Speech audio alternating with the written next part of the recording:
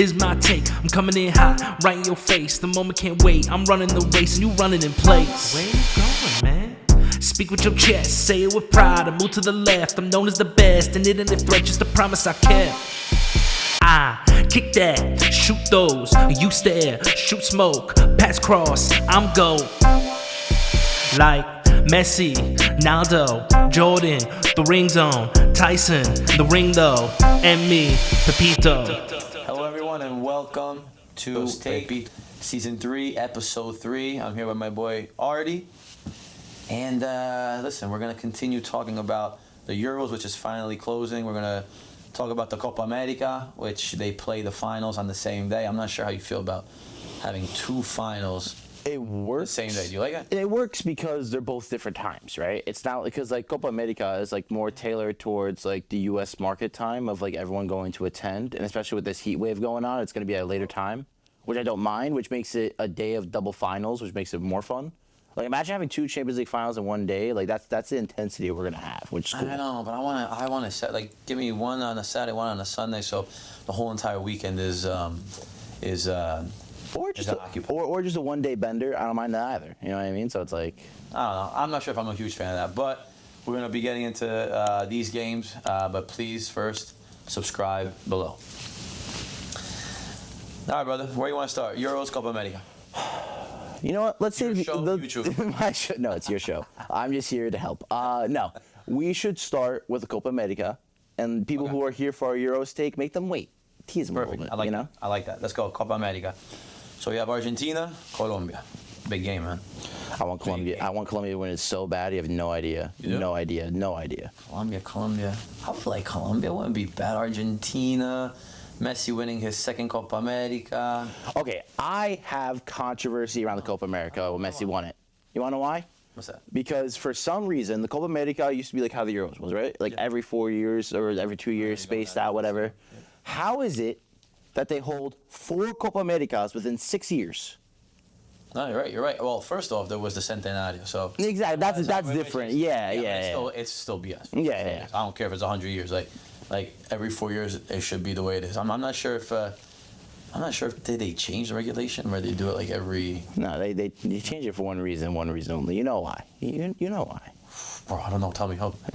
So Messi could win an international cup. You think so? 110%. Why do you hold it within 6 years? Conspiracy theory. Listen, no, it's not it's conspiracy theory because there's like so many quotes around it where it's like, oh, Messi has to win a Copa America before he retires. And think about it, because no, why would you hold it 4 times within 6 years of a player's prime in South America? There's a lot of shady things that happen in the Copa America organization committee or whatnot. And all over. There's more shady stuff we'll talk about in a bit. But it's like that's probably my main reason why I want Colombia to win it. Especially because James has his revitalization of, okay, let me show you that 2014 wasn't just a pro patch. I'm still that baller. Yeah, you know? He's still doing well. He's still leading his team. But I don't know, bro. Like it's hard. Like I want to see. Like we saw Messi win. He's winning everything. Like maybe people want to see something new. Maybe I'm one of those guys. I want to see new teams, win it. That's why when we get to our Euro take, that's going to be interesting. I'm curious to know what you're going to say about that. 100%, we're going in 2 different directions. But in the Copa America final, I might be leaning towards Colombia like you. First off, because I've actually played with a few Colombians. I always got along with them, and they're great. I feel like any European can get along with a Colombian because a lot of the Hispanic guys like I'm boys with, they're all Colombian. It's very it's very weird. I don't know why. It's like we're like naturally attracted to them. It's like. But now let's talk the X's and O's more than anything. Now we're talking about all the BS around it, but let's talk about the X's and O's. It's not BS because there's a town there's a town in Colombia named Albania. So I think for real. For real. So it's like I think there's a reason why we're boys. But besides the point. Let's go tactics. Talk tactics. Remember, the game is won on the field. One on the field. I don't know. I've talked to Emini Martinez. And the X's and O's. So do you remember last time that Colombia and Argentina played? Colombia lost in the penalty kicks. Yes. I think there weren't people in the stands, so you would hear Dibu Martinez. Right? Mm-hmm. He would be saying things to the players that were just going up to the, and it was crazy. It was crazy the things that he was saying and how he would just get them so psyched out. And I think he saved 3 penalty kicks out of as many as 4 or 5 that they shot. So I used to hate keepers that used to talk to you and try and get into your head and stuff like that. I just don't like those type of antics. So that's maybe another reason why I want to see Colombia win in penalty kicks and score every single penalty kick against Argentina. But again, X's and O's. I feel like whenever there's Messi on the field, man, it's just hard. It's just hard to have a game plan. But the thing is, he's missing his right-hand man in Di Maria, right? I think that's the biggest thing this tournament. People have noticed, like, how vital Di Maria was to that international setup. Okay. Because I feel like people have always underrated Angel Di Maria. Like, what he's done for Argentina, and even when he was first at Real Madrid, at United, at PSG. Well, no, because he hasn't really been on. Like, he hasn't really been featured. He's not playing. No. He really has been featuring. Like, and I think I understand why that they're doing it, because they want to sort of like phase out into a new team, especially when you have like a Garnacho coming and like he's only been getting a couple appearances here and there, and they know he's going to be like the talisman if anyone hangs up, you know? And especially like defensively, they've been so sound. Now that Lisandro Martinez has been fit, oh my God. Oh, of course. The butcher is carrying it on international. Argentina always defensively is always strong. But the Di Maria Messi thing, yes, you're right. But I feel like Messi is capable of winning with whoever on the field. Side note, this is going to be Di Maria's last game. I know. For Argentina, so he's retiring, wearing the Argentina shirt. He's been a crazy player for Argentina, an amazing servant. He's been present in every big moment of Argentina, in every final, if it's the Copa America final, if it was the World Cup final, if it was the Olympics finals, which was the year that I went there for the Olympics. He scored in every single one. He was so vital to everything that Argentina has done and won in these past 15, 20 years. But you know what, man? Messi needs more in this tournament. He needs more the number 9 to do his work rather than having a Garnacho or having a Di Maria or whoever is playing on the wings or whatnot to link up. I think he needs a number 9 that's able to support Messi in this time. In the World Cup, maybe not so much. He was still able to carry the team in the offensive ways of scoring. Yes, assisting, but also in the scoring department. But I'm seeing a little less of that getting to the goal, getting in the box and scoring. Listen, he still does everything beautifully, does everything great. The older we get, right, the little less maybe we want to do and move around the field, which is 100% normal. So a little bit of help from that number 9 is needed in this moment on how Messi is playing this tournament and what I'm seeing during these games. And a big part why Argentina are in the final are because of those number 9s. You have Lautaro, who's scoring vital goals. Julian Alvarez, yes, he's scoring maybe not as much as Lautaro, but he's facilitating. Like, he's doing his job. In the way that Argentina wants to play. So that number 9 role, as much as Messi, his impact is going to be the same impact as the number 9 and what he is able to give to Argentina. So that's why you said Di Maria. I don't really care about that. Meaning, I don't know how vital a Di Maria or a Garnacho or whoever it is that's going to be on that wing are going to be to this game. I'm looking at that partnership, number 9 and number 10. That's me. And then you have Colombia. The name, James Rodriguez, big name. But he really hasn't, been this whole year. He really hasn't been present in the soccer world. I feel like I really haven't heard his name. He's been in South America, He's been playing South America. He's having his fun.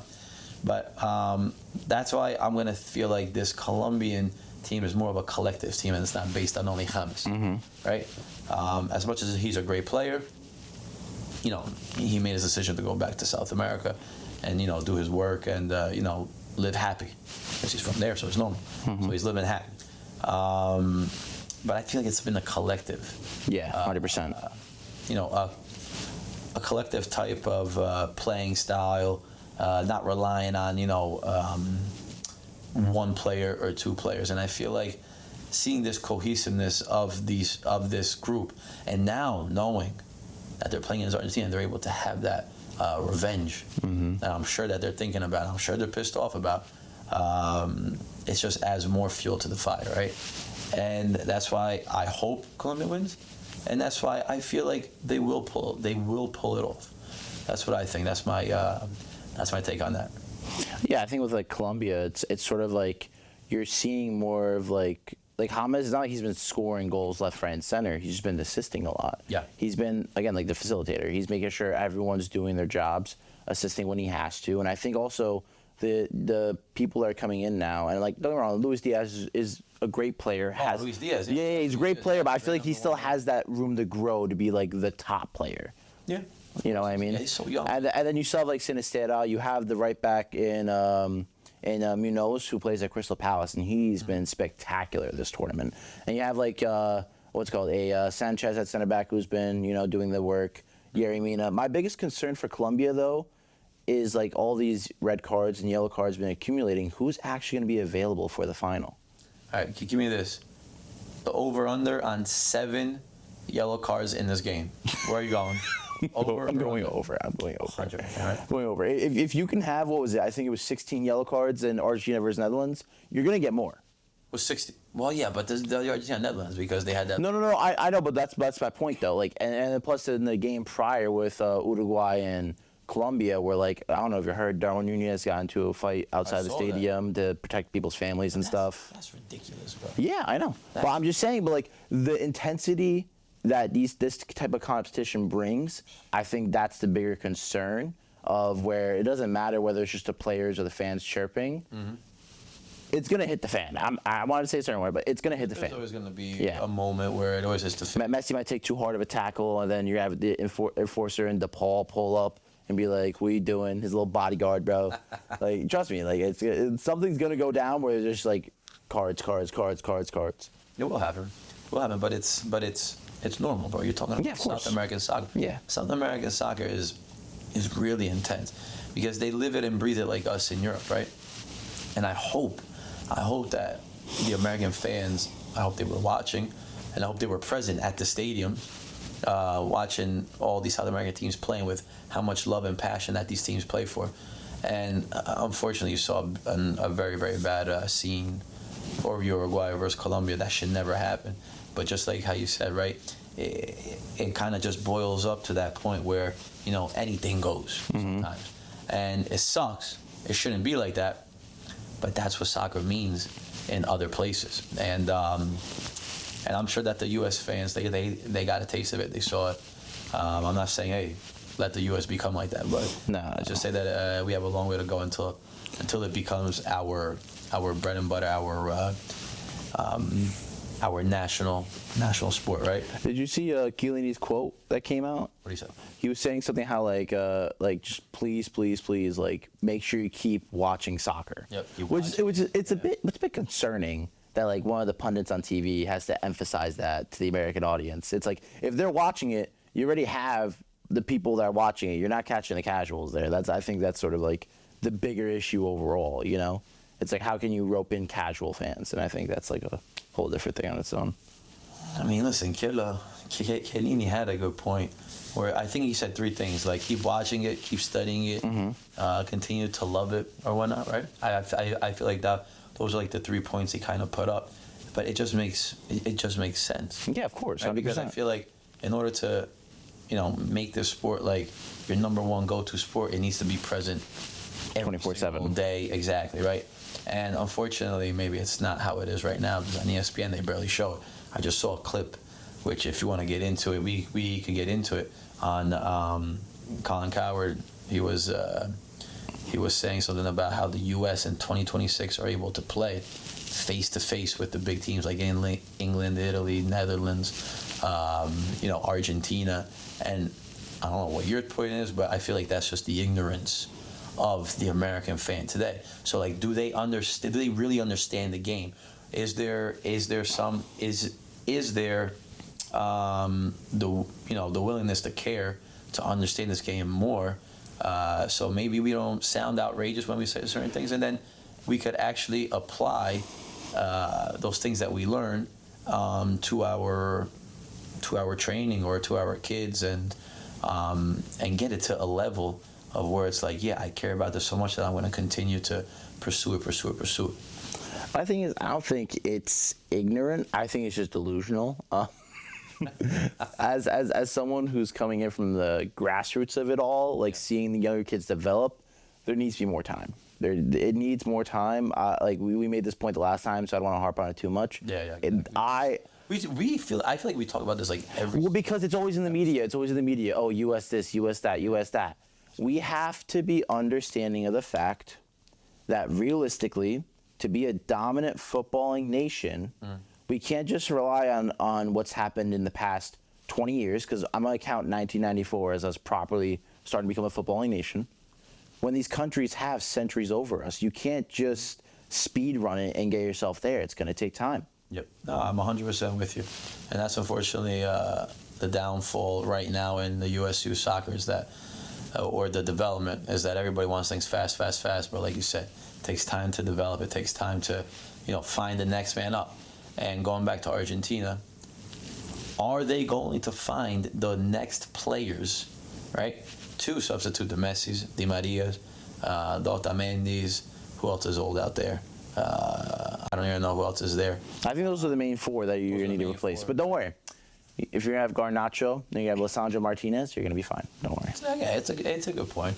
It's a good point. But I just made 4 names out of the pillars of the national team. And I don't want them to do the same thing that they did, that Italy did. That when we won the 2006 World Cup, we thought we were, unstoppable, which we were. But now we're struggling to find replacements, right? Maybe we got too cute with how, we thought about ourselves. Maybe we didn't realize, hey, in order to continue to maintain, we have to continue to develop.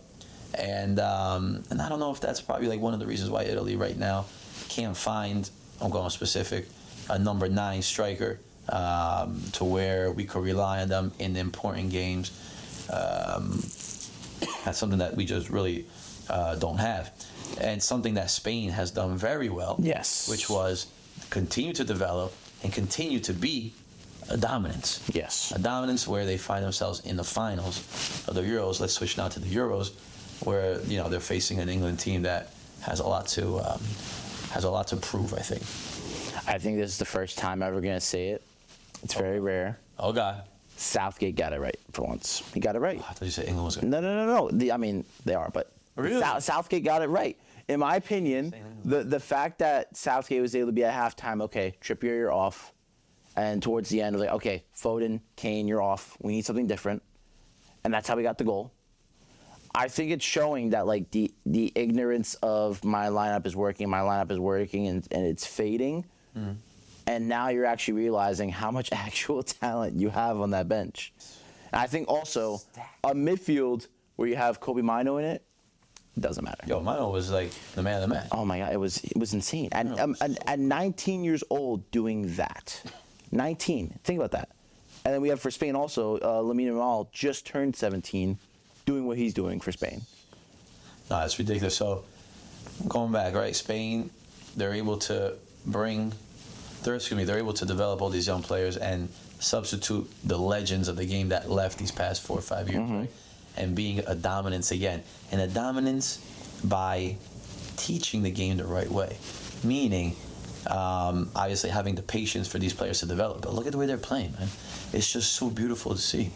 And I want everybody, man. I'm hoping everybody is just seeing like how beautiful it is playing that way, how fulfilling it is to your eyes, right? To see this beauty, right, of the touch and move, and how they're able to create. You have those 2 wingers that you have a 19-year-old and a 21-year-old, a 21-year-old in Williams that are just, they're fearless, and are able to do whatever they want because they have such a strong base of fundamentals where they're like, yes, I feel so sure about myself when I'm on that field and I'm working magic, right? That's something like, I think we talked about this at my academy. It's the one thing I always say, fundamentals. So like you're seeing them really do it the right way, the Spanish Federation. We're brought in the under-23 coach, which is him right now, and he's been doing amazing. So that's why for the soccer heads, you want Spain to win because you want you want them to say, hey, you're playing it the right way and you deserve to win. But before you say anything, the momentum is with England, and I feel like England will pull it off, not because they're the better team, but because the energy and the aura that's around them. Energy is real, bro. Yeah. Energy is real, and they feel it. I feel like they feel it. They've been down in games, they've been down in critical moments, but they're always able to come back because of that energy among them. Right? Yeah. They just know that they're able to get something, that I could count on this guy, and this guy to do their job. The right back to play the 1-2, to put a good cross in. Harry Kane will be in there in the middle to do it. Jude Bellingham, if you give him the ball in certain spaces, he will not lose it, and he'll find a way to work some magic. Foden, you give it to him on the right hand side. When he does come in, I know that he's going to place it on target, the shot. But like everybody knows that they are capable of doing that. There isn't any. How can I say this? There isn't any doubt, sort Doubt. of. That's the word. Yes, thank you. There is no doubt in people's mind that player is not going to do something. Yeah. So that positivity that's around them right now, bro, it's powerful. It's powerful. But I do have to say, to your credit of like Spain and developing their youth, I think in both England and Spain this is happening because the competition is way more spread out now.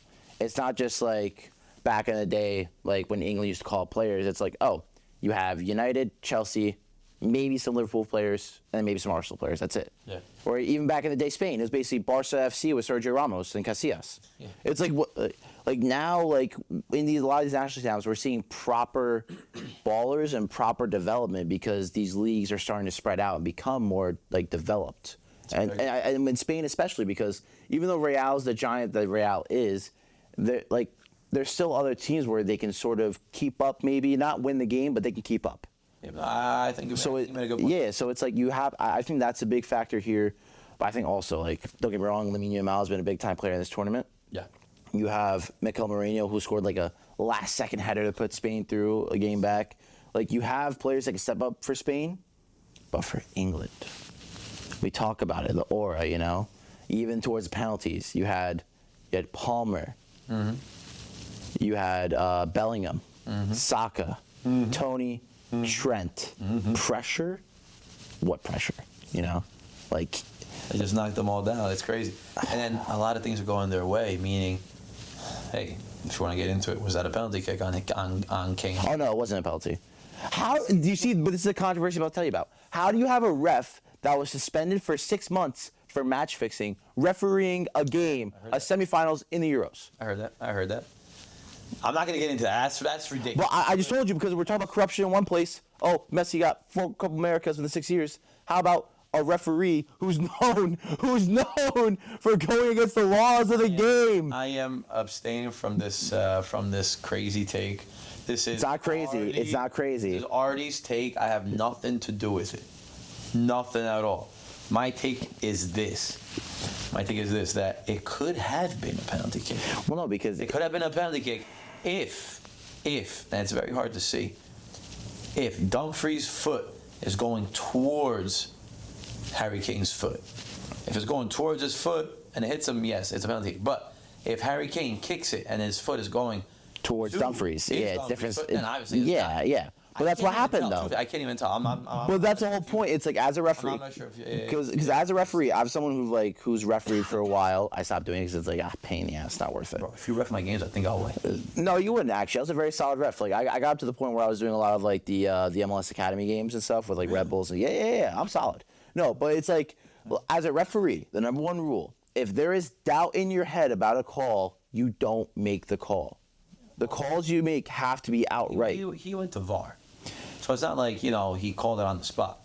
Yeah, but even so, in that replay, there's still doubt there. It's a problem. With VAR, it's supposed to be able to... No, yeah, exactly. But maybe to him he was like... No, because with VAR, it's supposed to be for... They're supposed to make calls for anything that's a clear and obvious error, right?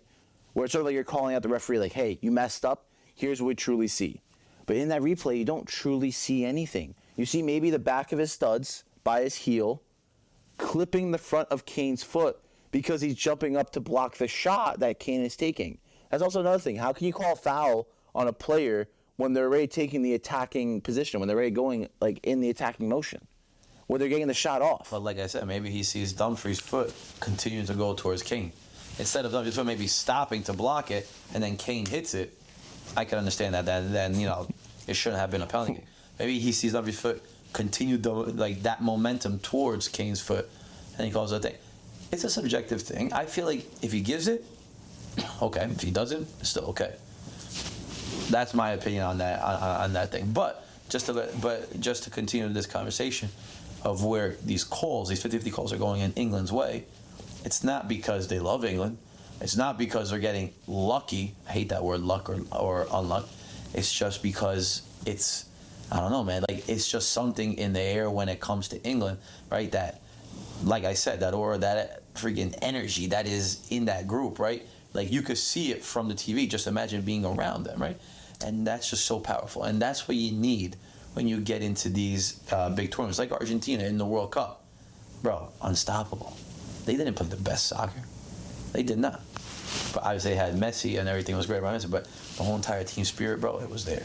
It was there, and they loved it. I'm not gonna lie, I haven't heard your past few moments since you said there's no such thing as luck or unluck in soccer. I'm trying to like keep my calm. Like, just you know there's luck or unlucky in soccer. You can't say. I'll give you my take on that. That the luck and unluck, those are just words. To explain phenomenons, like No, those are just words to create excuses. Excuses. Those are excusable words. Meaning, you got lucky and you scored a goal. That's just, instead of saying maybe I could have done better to not make you score a goal. Unlucky is feeling victimized. Oh, I'm unlucky that I couldn't make it on the squad. Oh gosh, like I'm just no, but no. I think when you use it in certain terms, so it's like, let's say a striker takes a shot. Okay. It bounced off the heel of the defender and hits the post and goes in. That's a lucky shot that it went in. Are you going to tell me that's lucky or unlucky, or that's a perfect talent from the striker, and he measured by per millimeter, if he strikes that heel, it'll go in at this exact angle? I'm trying to think about with the velocity of the ball. Like, the way that I don't like the word used, luck or unlucky. As an excuse, I agree. Like, it's not that specific shot on goal. I didn't lose the game because of that specific shot on goal. We had so in 90 minutes, we're losing 1-0 because of that goal, right? I'm not going to say unlucky. I should be saying what I could have done better to make sure that I scored a goal to tie it up, or score 2 goals to do that. Like, yeah, okay, I got you, yeah. Or what I could have done better to not put myself in that position where you shoot that ball, right? Maybe I could have put myself positioning better, so then you didn't have to take a clear shot, and I could have cleared off, blah, blah, whatever. So, like, that's why I feel like the word luck and unlucky is used by people to create excuses or to feel victimized. And that's something that I always try not to do, because my story, I have a story, my soccer story. I can 100% say that I'm unlucky, excuse me. But I never say that. I never say that because, one, I don't want to be a hypocrite, and 2, I just don't believe it. Hey, I got injured. I got injured because, listen, I was in a situation where maybe when I came down, my foot was in the wrong place. Maybe I should have done something different to put my body in a position to where, and when I am in that position, I am not going to get injured, right? Instead of just saying, oh, I'm unlucky, and start feeling victimized. No, I never want to do that, and I don't want to hear none of these people, not only in soccer, but in life in general, to use the word luck or unlucky. That's just me. That's just me. But speaking about luck and unlucky, yes, the United States is finally lucky to have Berhalter out of a job. Come on. Come to Pepito's hot take. Bro. Love it. I love it. Your day came. My day came. And it's unfortunate, but I did see a couple statistics. Like, he does have the highest winning percentage of any coach in U.S. history. Yeah, but that's like the argument for Southgate, though. It's like, because you have better players come along, so you're able to manage better players. It's like, what? It's like Southgate has a team that is full of ballers that want to work together. They're doing better for once. Oh, wow, because they actually want to work together, unlike previously. And in America especially, when you have a country that's accelerating at not like a rapid pace, but they're accelerating to build up their footballing like structure, obviously you're going to start winning more. It's like, instead of only having a Clint Dempsey and a Tim Howard carrying you for the national team, Landon Donovan, yeah, but like I feel like Clint Dempsey was more Captain America for us. He was the one who was like, he was the one who was more like there.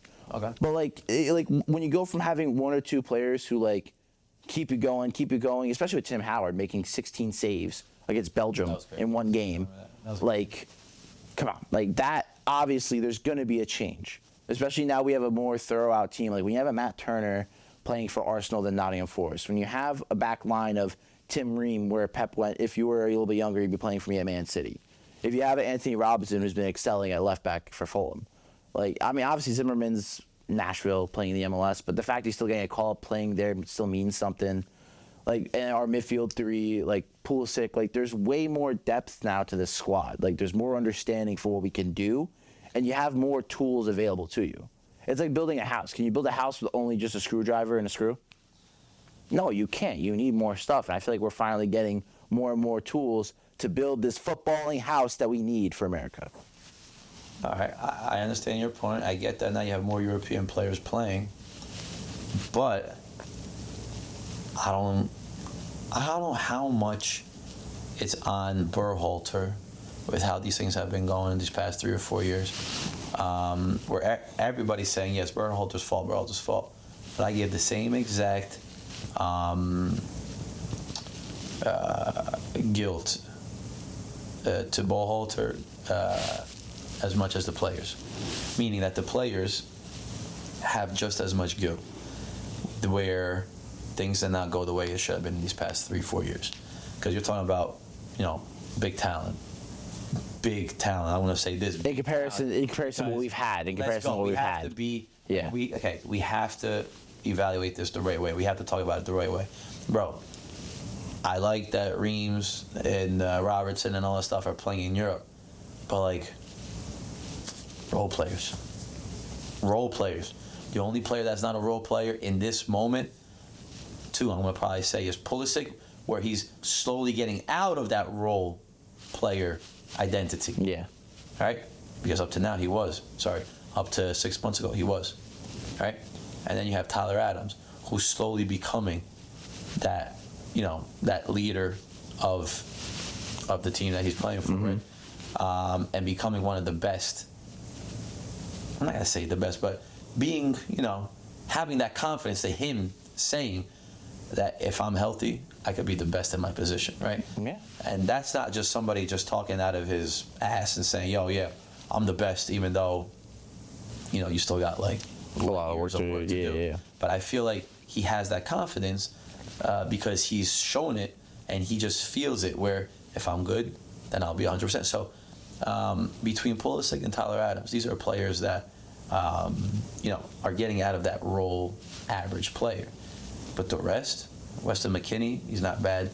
He's in and out of the squad. Timothy Weah, in and out of the squad, barely plays.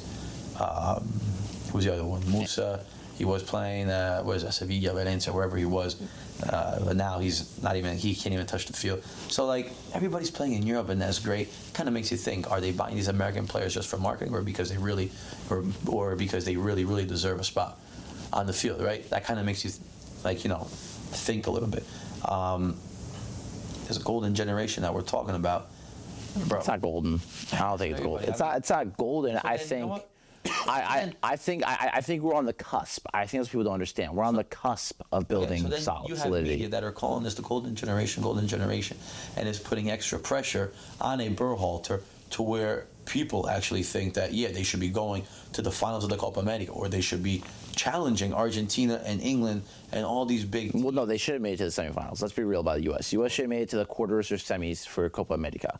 Because there's no reason that Panama should have gone through. There's no reason why some of these other countries have gone through. Just continue this point of putting that extra pressure on a coach to get these certain results, and even the players to get these certain results. It's just ignorance. We're going back to whatever Colin Cowherd was talking about soccer. It's pure ignorance. But I do because you don't you don't want to stay there and study the game and understand the game. You just want to look at numbers. You just want to listen to what maybe other friends of yours say or whatnot, and then you want to bring it out to the media and then create this narrative of where the USA really could compete with the big time nations. And then you're having Berhalter, who has a great track record of winning percentage, right? And I feel like his ideas are very good and what he wants to implement. And I feel like the U.S. does play actually pretty decent soccer. Even in the World Cup, I think they actually did well, playing the game the right way. So, like, really, how much fault is it of Greg Berhalter's? And, sorry, I'm going to start. I'm going to repeat. I'm going to answer of what you said, how you have all these good players and all this depth. Like, a national team coach, you have your players and you have your depth. There's not much that you could do to make these players like develop during this 3 months, during these 2 or 3 weeks that you have them. You have to try and create, I believe, as a national team player, you have to create like a group of guys that are going for the same objective. Yeah. That are all together for that same objective, and it's more of mind games rather than, ball at your feet. Because the ball at your feet and how you play, the tactical and the technical part is all about the club team. So once you come on a national team, right, it's that togetherness that needs to be created. Yeah, I think you should end it off on this note because I think it honestly explains it perfectly. I think you're right about shared responsibility, but it's 51% on the manager and 49% on the players. The manager has the majority of how things can happen. Mm-hmm. Okay. And it makes changes. So I think at the end of the day, like, yeah, you know what, Berhalter might have had some ideas, but he just couldn't execute. He wasn't pragmatic enough. But you said to yourself, mentality, right? Technique and all that kind of things. Yeah. If you can't adjust to what you have and make it work and try to find a solution, that's the point of being a manager. And I'm going to throw you a curveball on this. Panama, way out, gets red carded for a stupid act. Nothing to do with soccer, nothing to do with anything during the game. It was a stupid act. It puts the U.S. in jeopardy. They're down for 10 minutes, for 70 minutes. They lose that game, and that game was the downfall of Panama. Because if they win that game, they go through, and we won't be talking about Berhalter being fired. Yeah, but also, Colombia got a red card earlier in the game against Uruguay and had to defend what? I think they were 0-0, then scored, and had to defend their lead for most of the game. Well, for 45 minutes only. Well, yeah, but I'm saying though against an Uruguay, I'm also talking about against an Uruguay. You're talking about different level players. Against the Panama, I'm sorry, but like there's no excuse that a manager can't find a solution just to hold. Like basically just play negative soccer, just defend your ass off. Find a way to wait for the space, wait for the counterattack, do something. There's no excuse. Like you said to yourself, lucky or unlucky day. They were unlucky that Timothy Weah got a red card. That's a BS excuse. As a manager, we're not talking about somebody who coaches rec soccer and it's like, oh, it's okay, kids, you get them next time. No, as someone who's a high esteemed manager running a national team, instead of be setting the footballing standard for a nation, you're going to tell me that just because one player got a red card that you lost a game? Then it goes back to what we're talking about. Do we really have quality players? Do we have players who understand the moments of the game and how to behave in certain moments of the game? And therefore, it goes to the point where we can never, in this moment, we can never compete with the Argentinas and the Englands and the Colombias and the Argentine. I just said that, right? Because it's two different worlds in this moment. So as much as everybody in this media wants to say golden generation, if we did have a golden generation, then that Panama game, like you said, we should have won that, even if we were in 10 men. But it doesn't exist as golden generation, like how you said, it doesn't exist as golden generation or this talent pool, even though there's depth because we have more people playing in Europe, but it don't mean nothing because it's just average players. Just average players. But so then it goes to your point, Colombia have big players, have players who understand the damn game. They're down for 45 minutes against Uruguay, and then they pull it off because they have the right people and they have the right they have the right players who understand the game and then are able to execute whatever needs to be executed. USA, little fault obviously in Berhalter. You made a great point. It's Panama, it's not Uruguay, so you should probably hold off a Panama. But, bro, that they should never be put in that situation because of a stupid play by a player to keep your team in that way. And it's more on the players. That game is more on the players than Berhalter. I don't care what people say. Well, with that light going out, I think it's us telling us we have to go.